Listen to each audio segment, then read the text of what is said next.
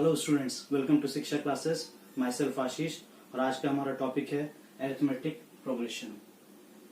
So students, इस session में हम लोग एपी यानी कि अरिथमेटिक प्रोग्रेशन के बारे में जानेंगे कि अरिथमेटिक प्रोग्रेशन होता क्या है, इसमें किस तरह के सवाल पूछे जाते हैं और अरिथमेटिक प्रोग्रेशन को हम लोग किस तरह से बेहतर तरीके से समझ करके इसे क्वेश्चंस को सॉल्व कर सकते हैं। ठीक है, तो आइए शुरू करते हैं। देखो, अरिथमेटिक प्रोग्रेशन का मतलब क्या होता है, सबसे पहले ये समझो। बहुत से लोगों को फॉर्मूला तो बहुत कुछ आता है, ठीक है, तुरंत बोलोगे अगर तो सारा कुछ वो फॉर्मूला जानते हैं और क्वेश्चन भी सॉल्व कर सकते हैं, लेकिन यहाँ पे आपको कॉन्सेप्ट को भी समझना बहुत जरूरी होता है। ठीक है, हम लोग अपने डे टू डे लाइफ में बहुत सारे ऐसे इवेंट्स फेस करते हैं जिसमें कुछ न कुछ पैटर्न छिपा होता है। ठीक है, आप ध्यान से अगर नोटिस करोगे तो बहुत से आपको इवेंट्स ऐसे मिलेंगे जिसमें कोई ना कोई रिपीटेड पैटर्न शामिल होता है या इस तरह का चीज होता है। तो उसी को हम लोग जब जनरलाइज कर देते हैं किसी सीरीज में, तो उसी को हम लोग क्या कहते हैं, अरिथमेटिक प्रोग्रेशन करते हैं। एक एग्जांपल लेता हूं, सपोज मिस्टर एक्स है। मिस्टर एक्स एक पर्सन है जो कहीं जॉब करता है सपोज। तो वो जॉब करने को गया, उसको जिसने जॉब पे रखा उसने बोला कि मैं आपको पर मंथ 10,000 रुपीज दूंगा सपोज। ठीक है, और एनुअली मतलब हर साल 1,000 करके मैं आपको इंक्रीमेंट भी दूंगा, मतलब आपकी सैलरी 1,000 बढ़ जाएगी। तो पहला साल जो है, फर्स्ट ईयर, पहला साल उसको 10,000 मिला।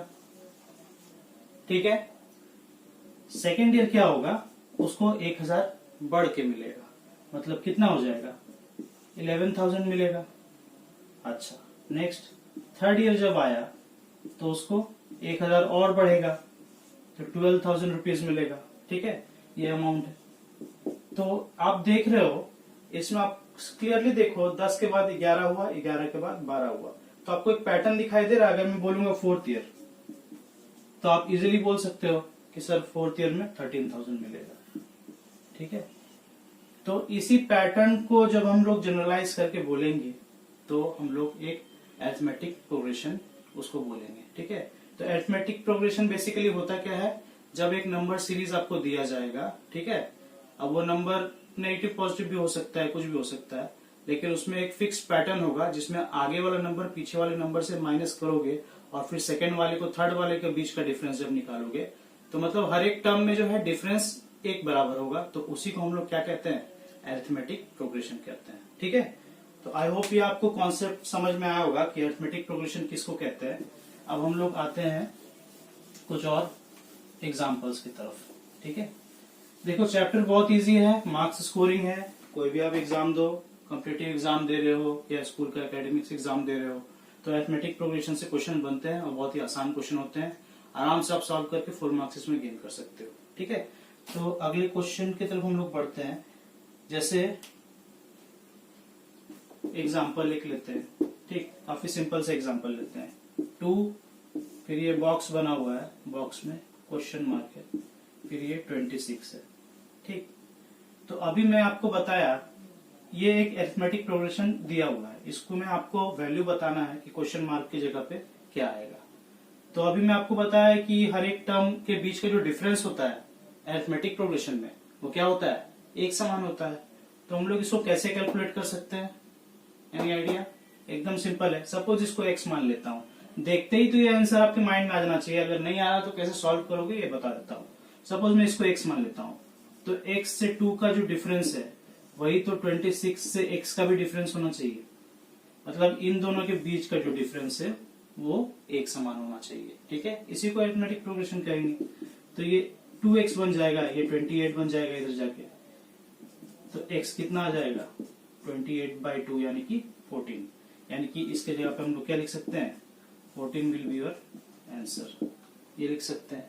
तो इस तरह से आपको, ये तो इतना इजी क्वेश्चन तो एग्जाम में दिया नहीं जाएगा, लेकिन मैं आपको समझाने के लिए इस तरह से लिखा कि अरिथमेटिक प्रोग्रेशन होता क्या है। ठीक है, अब देखो, हैविंग सेड दिस,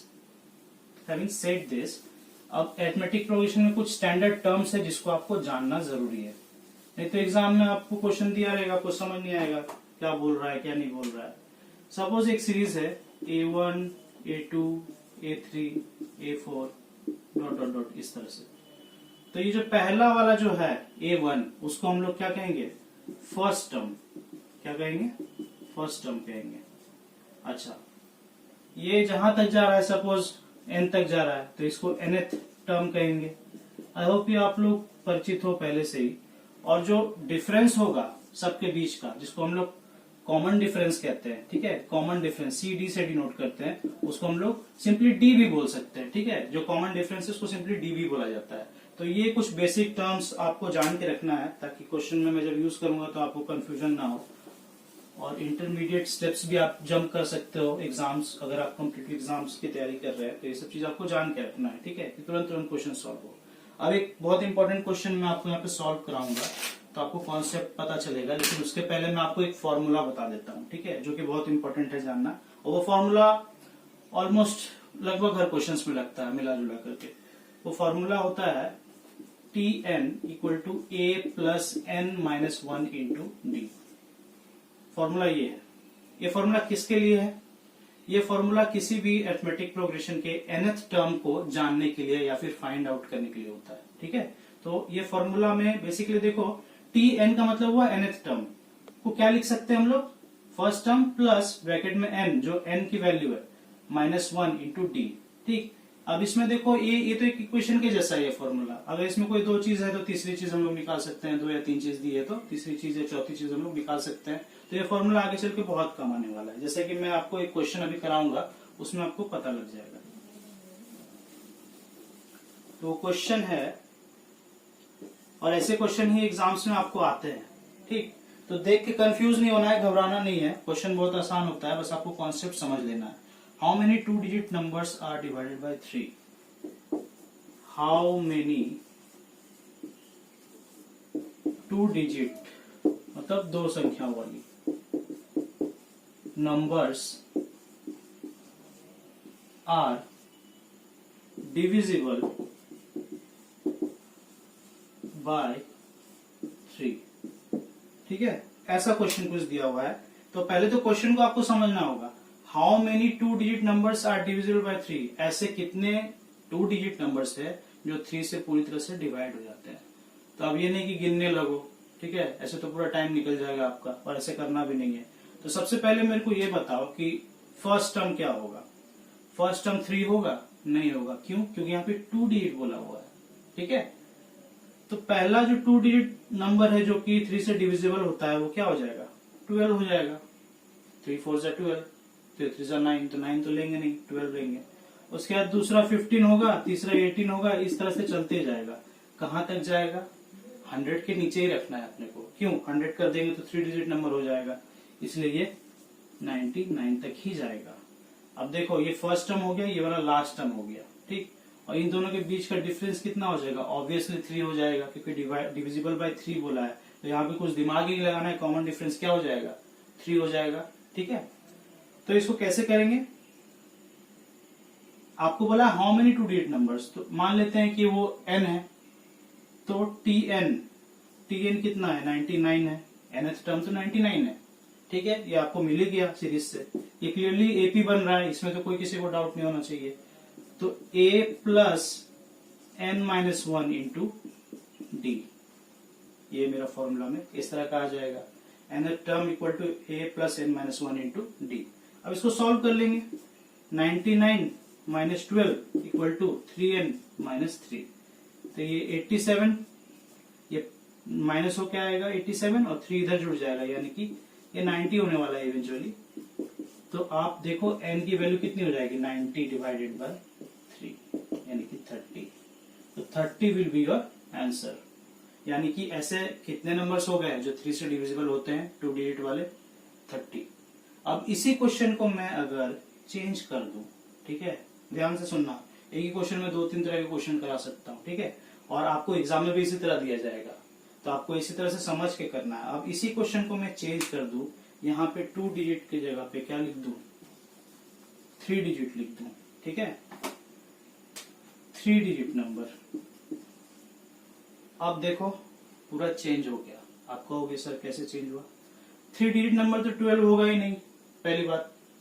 तो क्या होगा, ये इसको मिटा रहा हूं, ठीक है। आई होप ये क्वेश्चन आपको समझ आ गया होगा। ऐसे ही क्वेश्चन देखो एग्जाम्स में आते हैं, थोड़ा सा ट्विस्ट किया जाएगा, ऐसा नहीं कि सेम टू सेम दे देता है एग्जामिनर। 3 डिजिट नंबर में देखो 99 के बाद क्या आएगा, 102 आएगा, ठीक है, उसके बाद 105 आएगा, ठीक, उसके बाद 108 आएगा, ठीक है, इस तरह से आएगा। और कहां तक जाएगा ये, डॉट डॉट डॉट 999 तक जाएगा, ठीक है। जिनको आ गया ये समझ में, वेरी गुड। जिनको नहीं समझ में आया फिर से एक बार बोल देता हूँ। 3 डिजिट नंबर मतलब 102 से ही शुरू होना है, क्योंकि 101 तो 3 से डिविजिबल होगा नहीं। कटते कटते जाएगा कहां तक, हमको तो 3 डिजिट तक ही रखना है। तो पॉसिबल मैक्सिमम जो है लार्जेस्ट 3 डिजिट नंबर 999 होता है, ऑब्वियसली 3 से डिविजिबल होगा। तो यहाँ पे फर्स्ट टर्म ये वाला हो गया, कॉमन डिफरेंस तो ऑब्वियसली 3 रहेगा, और tn की वैल्यू क्या हो गई, 999। अब आप इसको इक्वेशन में रखोगे, आसानी से इक्वेशन सॉल्व हो जाएगा और आपको n की वैल्यू भी मिल जाएगी, ठीक है। तो इस तरह से क्वेश्चंस को सॉल्व किया जाता है अरिथमेटिक प्रोग्रेशन में।